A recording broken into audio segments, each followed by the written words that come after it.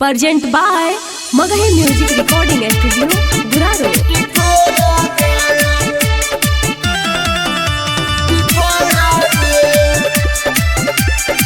Mix by Ajit Yadvansi.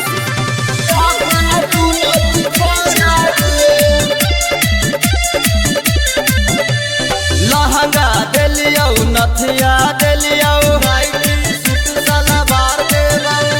लहंगा देलियो नथिया देलियो छौड़ी दुई जोड़ा गे अब हमारा धारे दे छौड़ी हैया पन दुनो टिकोड़ा गे हैया पन दुनो टिकोड़ा गे हैया पन दुनो टिकोड़ा गे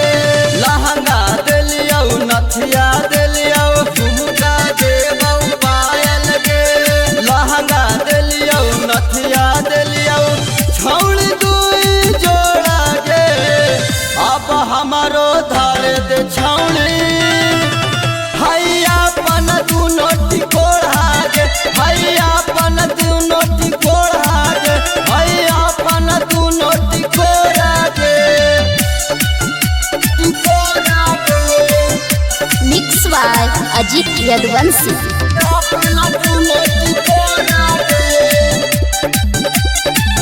Magahi Music Recording Studio, Guraro. लगी था तोर सेक्सी बदनिया के लोग छौड़ी औराई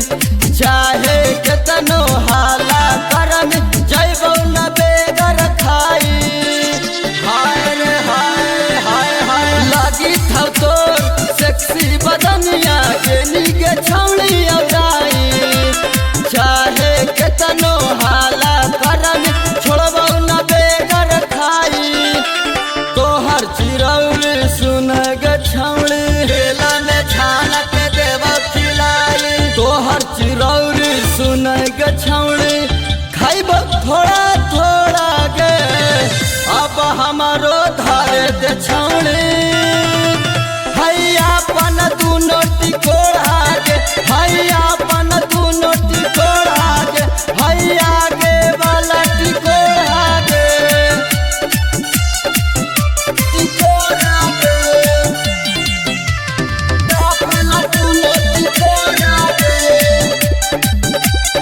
Magahi Music Recording Studio, Guraro. एके हाथे केड़ा खिलैब तोरा घुमैबौ बेला ऊपरा धरबौ थोड़ा थोड़ा निचवा रेला रेला हाय रे हाय हाय हाय हाय एके हाथे केड़ा खिलैबौ तोरा घुमैबौ बेला ऊपरा धरबौ थोड़ा थोड़ा निचवा रेला रेला विकास अहिरा के कोरा में आई के साथे तोरा संगे बैठा के अजित अहिरा के कोरा में आई के धरली है पूरा गे अब हमारो धारे छौड़ी